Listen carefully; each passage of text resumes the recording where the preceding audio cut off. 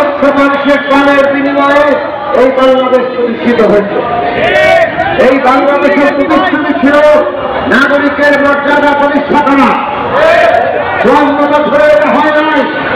তারপরে 24 সালে এই ফ্যাসিস্ট সরকারগুলো যারা ক্ষমতায় ছিল তাদের শিরোমণি শেখ হাসিনাকে আমাদের দেশের ছাত্র শ্রমিক জনতা অভ্যুত্থান করে দেশ থেকে বিতাড়িত করেছে, পালিয়ে যেতে বাধ্য হয়েছেন।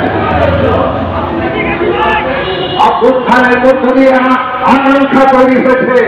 ওই যে 71 সালে আমাদের আকাঙ্ক্ষা নাগরিকের মর্যাদা প্রতিষ্ঠা হবে, সেইটা আজকে এই অভ্যুত্থানের মধ্য দিয়ে আবার নতুন করে আমরা স্বপ্ন দেখেছি যে বাংলাদেশে এইবার নাগরিক মর্যাদা প্রতিষ্ঠা হবে। আমরা দেখলাম প্রফেসর ডক্টর মোহাম্মদ ইউনূসের নেতৃত্বে অন্তর্বর্তী সরকার গঠিত হল। সেই সরকার নানা কমিশন গঠন করেছেন, দেশের সংস্কার হবে, পুরনো রাজনৈতিক বন্দোবস্ত বদলে যাবে, দেশের নতুন ব্যবস্থা তৈরি হবে, বন্দোবস্ত তৈরি হবে।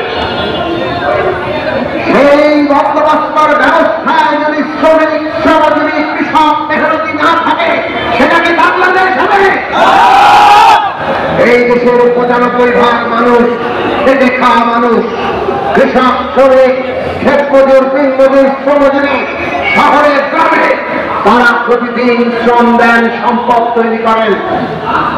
আমাদের দেশে খেটে খাওয়া মানুষরা বিদেশে গিয়ে প্রবাসী শ্রমিক হিসাবে তারা তাদের 3 মাস থেকে এই দেশের রেমিটেন্স পাঠান, আর তার ফলে জিডিপি বাড়ে, তার ফলে বাজেট বাড়ে, আমাদের সমৃদ্ধি বাড়ে।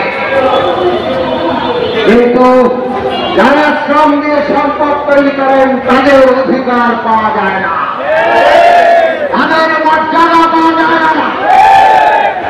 আজকে এই অভ্যুত্থানের পরে শ্রম সংস্কার কমিশন গঠিত হয়েছে, নতুন করে শ্রম আইন হবে।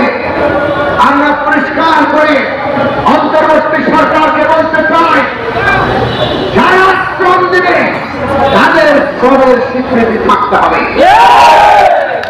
আপনারা কেবলমাত্র শিল্প প্রতিষ্ঠানের একটা